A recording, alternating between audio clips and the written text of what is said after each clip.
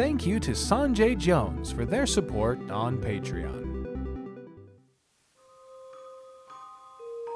Alright. Let's investigate the scene of the battle now. Let's see what happens next. The shrill sound of heated argument echoed harshly across the street. She certainly hoped none of the villagers were getting into trouble. Glancing around, Artemi caught sight of two familiar figures. Oh lord, these two. Agatha and Wes stood over several collapsed crystal towers whilst shouting furiously at each other. As Artemi approached them, Agatha's bitter scowl immediately melted into a worried frown. She waved at her urgently, her face swimming with great concern. Ah, there you are! Is your friend okay? I heard that the Bonebreaker boy went through a rough beating. Artemi bowed politely with a reassuring smile. Cole seemed well enough after my treatments. His injuries have fully healed with no lasting harm. All he needs now is rest. Advice that he immediately ignored and then ran off. The knight grumbled. I suppose he's probably fine if he's still capable of ignoring my every plea. Agatha relaxed slightly, though her face was still tense with concern. This was all my fault. Had I secured the crystal towers more carefully, we could have helped your friend before the battle reached such a violent end. I told you these things are hunks of junk! Do away with them, I say! Nothing beats good old City Watch patrolling the streets! I told you no good come from city folk and their flying machines! Agatha scowled. I doubt your City Watch fellows would fare well against a demon. They'd no doubt get knocked unconscious like the rest of the passerby on the street. Wes crossed his arms stubbornly. Well, you can't know for sure. Colony managed to stay conscious at first, didn't he? Colony is clearly made from steadier stuff than the average peasant. Agatha let out a tired sigh and turned towards Artemi. Apologies, chosen one. I doubt you're here to listen to our bickering. If there's anything I can do to assist you, you need only ask. You needn't be so hard on yourself. As a knight, I should have been here to protect my friend. I can't seem to stop letting people down. Artemi gnawed at the thumb of her glove with a bitter scowl. I would like to ask for your expertise as an enchanter and scientist. Is there anything you found that could help me track down this demon or her accomplice? Or better yet, are there any suspects you have in mind? The old bat fiddled with her spectacles as she, I imagine, scanned the destroyed street. Well, for starters, the demon somehow managed to hijack all of my crystal towers with infernal magic. Every single one. None of my defensive spells was set off during the battle. In fact, the demon used my own damn crystals to cast a life-draining spell that caused everyone to pass out. Agatha growled in frustration. If I had only been more careful, nobody would have been hurt today. Be kinder to yourself, Lady Agatha. The blame rests on my shoulders. The Creator's chosen should be the defender of the people. The old bat smiled slightly, though heavy guilt still weighed across her face. You should learn to take your own advice, young knight. But thank you. I'm still surprised that this demon managed to hijack all of my crystals, though. Hey! I remember that some kid went around peeing on all of them before the tournament started. Maybe that mucked up your crystal doohickey somehow. My magic was stopped by powerful infernal forces, not a trickle of urine. Good gods, what is it like inside of that feeble little mind of yours? Hey now, I was just trying to help. You can help by carrying all these crystal towers back to the warehouse for testing. What? All of them? I just carried them all out here this morning. If you could carry them all out, you can carry them back. Come on, we can't have a bunch of demon hijacking crystals lying around. Wes groaned before reluctantly rolling up his sleeves. I'm down to respect around here for the lot of you. As the City Watch sheriff struggled to lift a crystal, he glanced towards Artemi sheepishly. Say, lass, I was just wondering, you sure Collity's doing all right? Aw, he cares about his forbidden fruit. There was a lot of blood on the street. His wounds were severe, but my healing magic made short work of them. Cole should be fine with some rest. Artemi smiled. Why ever do you ask? Are you worried? Me? Well, worried about that damn bone breaker boy? Yeah, in your dreams, lass. Just son of a bitch. Wes spluttered furiously before scrambling down the street in a huff. And off he goes again. Well, now that we're alone. Agatha scanned her surroundings briefly. After ensuring there were no prying ears, the old bat leaned towards Artemi urgently. Is something the matter? The enchanter's voice was low, in a low, discreet whisper. Listen carefully, chosen one. You asked earlier for suspects behind the identity of the demon's host. This is just between you and me, but in my honest opinion, the royal family is definitely behind it in some way. Specifically, Roderick. Artemi was taken aback. The king? But he's dead. The old bat nodded impatiently. Yes, and thank heaven for that. But think about it. Roderick spent the past decade studying life itself. The man spent incredible resources into experimenting a way to magically extend Queen Tabitha's feeble lifespan. As a personal researcher to the royal family, let me tell you, some of the experiments were concerning. Artemi's mind was reeling. Are you saying that there's ill intent behind the royal family? Why didn't you come forward with this information sooner? Agatha laughed bitterly. Oh, my dear chosen one. Do you really think a man like King Roderick wouldn't have ways of maintaining his secrets? Even now there is so much I cannot tell you. My mouth is sewn shut in a manner of speaking. But here is what I can tell you. The enchanter's voice dipped low. The following are publicly known facts. King Roderick spent the past decade studying life magic to preserve the life of the queen.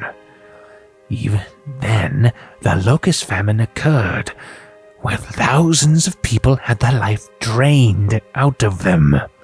Afterwards, the queen's health miraculously took a turn for the better, but then continued to deteriorate over the years. Agatha adjusted her glasses with an urgent frown. Fast forward to present times, and the king suddenly has a son out of the blue, despite the fact that he and the queen are an infamously barren couple. Soon afterwards, he and the queen pass away within days of each other. And then, a week later, demons show up in the city and start sucking the life out of people in the streets. Make of this information what you will. Artemi took a step back, suddenly feeling overwhelmed. This theory of yours is a lot to take in. But you must consider it. It is your duty as the Creator's chosen to protect the people of this world, after all. Artemi felt her chest lurch uncomfortably. True, it was her duty to protect and serve, but it was also her duty as a knight of Axia to protect the royal family, was it not? This was a heavy accusation to process.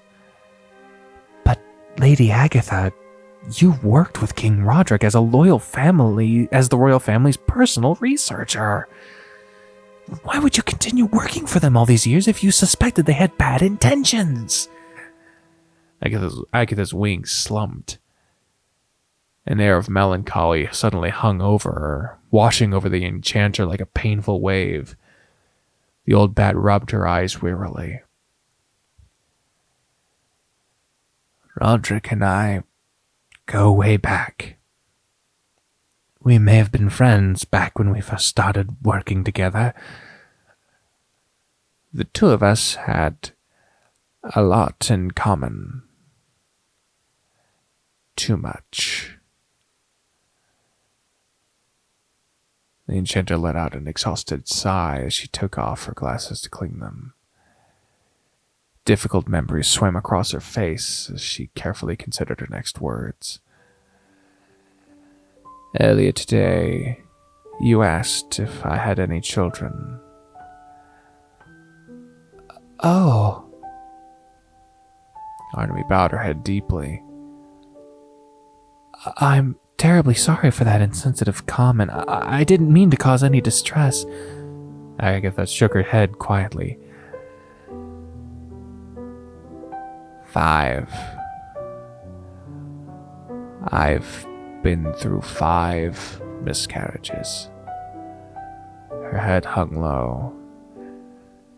Perhaps that is why I felt a kinship with Roderick in the beginning. We were both just simple fools yearning for children of our own. Agatha's eyes softened. This is why I was originally hired as the Royal Arcane Researcher. You know how nobles get with their bloodlines and their heir obsessions. I was ordered to develop an arcane solution to this issue. There was an excited glint in her eye. Can you imagine? A world where the barren, the elderly, the sickly, everyone would have a chance to sire a family of their own, regardless of unfortunate circumstances. But surely they could choose adoption instead, Agatha scoffed. Good luck convincing the nobles. They treasure their blood like it runs with gold. Regardless, raising a child is such a personal decision. Wouldn't it be great for everyone to have more options? A passionate yet bittersweet smile spread across the enchanter's face. Back then, I would imagine the child I would bring into the world. A little one that I could raise into a beautiful grown person, someone to pass my love to. I would name her Rosie. With the royal family's coffers backing me, I finally had the resources to make my dreams come true. As I toiled restlessly in that arcane lab for years and years, I yearned for the day I could finally meet her. Agatha's smile faltered. Artemi felt her heart lurch at the sight. For just a brief moment, the enchanter looked utterly empty, like the shell of a once passionate woman. Did you succeed? A bitter scowl flickered across Agatha's face. Well, wonderful little Prince Cassius is running about, isn't he? Artemi gaped. Are you saying... Agatha gritted her teeth and glared into the ground. No. Roderick took my life's work, my dreams, and defiled it. Words came out like in a disgusted spat. My life's work was made from a place of love. I was to provide the gift of parenthood to those who truly wish to raise a family and all the love that entails. Why, just look at the colony boy! Those bone breakers so full of baggage and strife, yet deep down, filled with such love and support for one another. That is the kind of family my magic was meant to create! Roderick, on the other hand, Cassius, that abomination! That is not what my project was meant for! What he did was an insult to everything I hold dear! Agatha's shoulders, shaking with utter rage, suddenly stilled. And for his misdeeds, Roderick will pay handsomely. Artemi took a step back, a chill running down her spine. The enchanter smiled slightly. I suppose after my little rant, I may have risen quite high on your list of suspects. It is a price I'm willing to pay. Agatha bowed lightly before turning to leave. Thank you for listening to what I have to say, Artemi Joanna Gautier. My words are far from unbiased, but all come from a place of truth. It is your duty as the Creator's chosen to strike down the evil of this world, is it not? I will be watching your future endeavors with utmost anticipation. With that, the old bat spread her wings and quietly fluttered down the street. Artemi could only stare after her in stunned silence.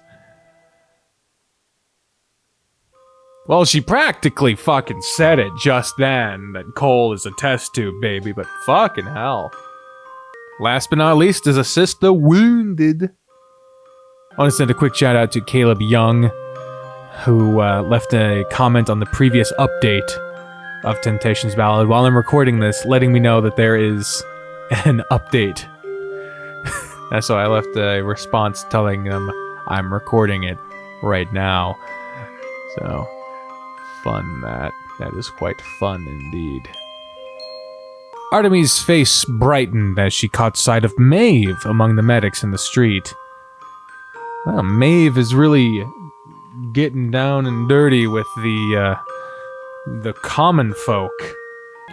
The noblewoman was moving from tent to tent with a small group of druids in tow. Such a politician. Their hands glowed with the unmistakable light of healing magic as they tended to the injured. Hey, nice! They're doing some good. Maeve's eyes were narrowed with intense concentration as she inspected the condition of the people who had fainted.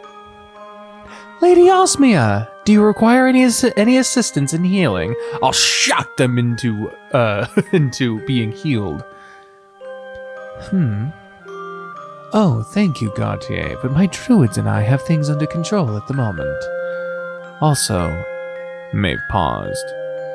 Didn't you get kicked out of the tents for zapping the wounded with electricity a while ago? Oh, that. I meant no harm, it's just that all my magic is aspected with lightning, so... Yes, I saw the people you zapped were instantly healed of their wounds. The healing magic of the Creator's Chosen is potent indeed. Though the lightning aspected nature of your magic, does it affect all of your spellcasting? It sounds like the symptoms of an internal imbalance. Well, you want to just diagnose us while you're fucking here? I didn't come over here for fucking therapy, ma'am. You should get that checked out by a more experienced medic at some point. Until then, I'm afraid your healing abilities are less than practical. Artemi gulped and bowed her head deeply. My deepest apologies. Unfortunately, my healing instructor, Sir Theomore, not Theodore. Theomore. There's more of them to go around. Sir Theomore is out of town at the moment. I will remove myself from the premises if you'd like. Maeve held out a patient hand.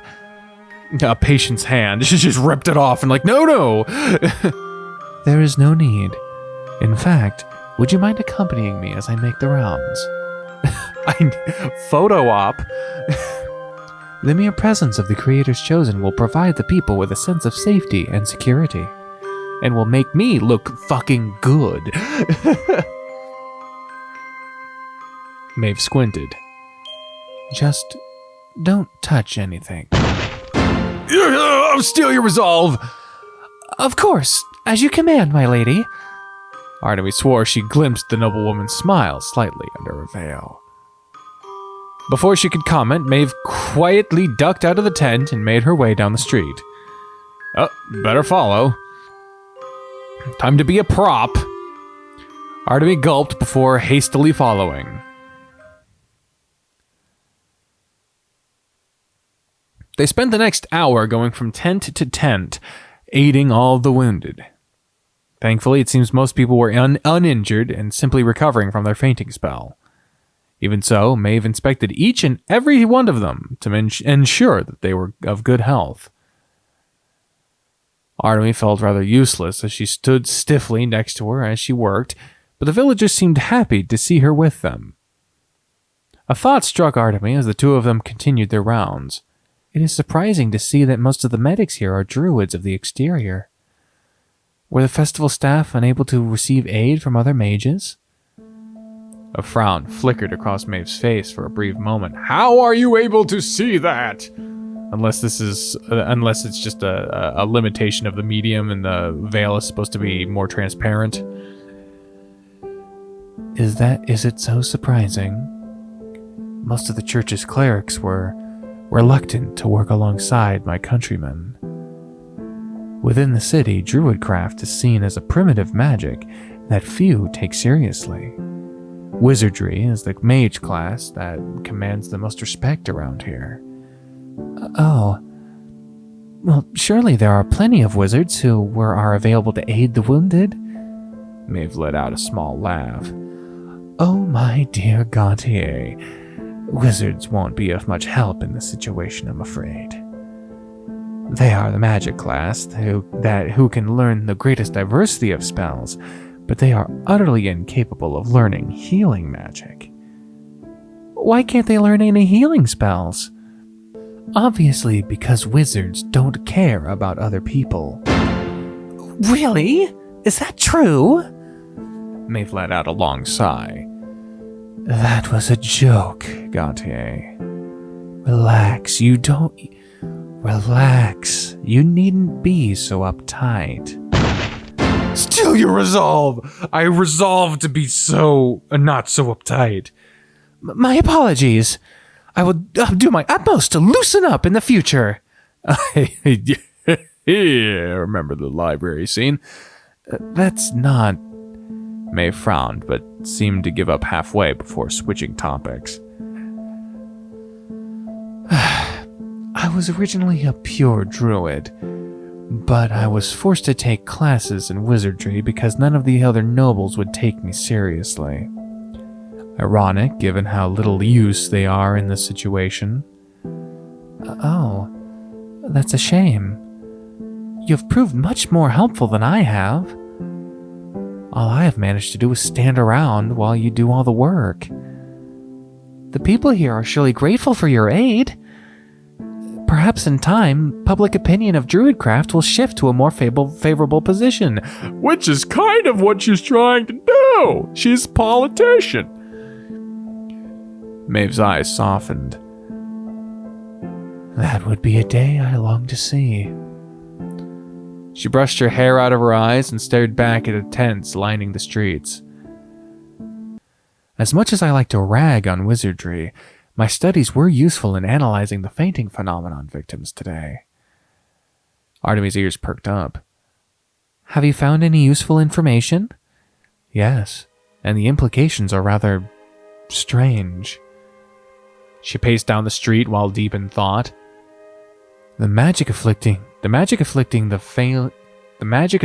fainting victims is extremely similar to the force that drained the life out of my countrymen during the locust famine.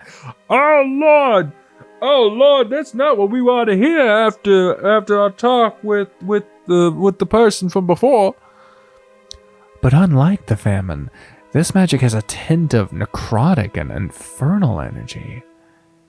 You'd think these traits would make the fainting phenomenon deadlier, but Maeve frowned.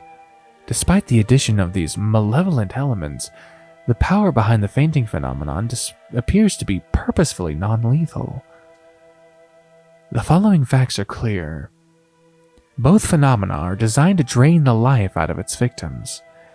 However, the person behind the locust famine had the intent to kill, while the fainting phenomenon is careful to avoid lethal harm. Artemi scratched her chin thoughtfully.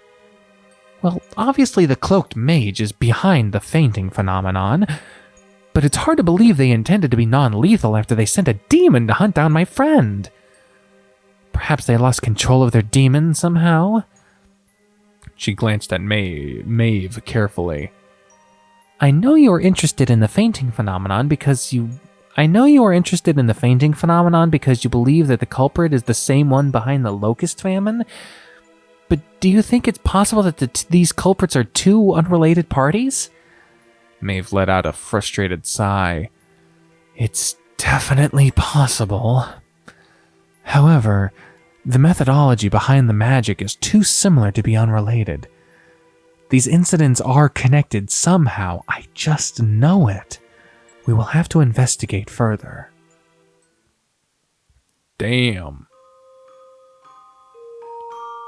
Well, we're done with the investigation, so now we must move on!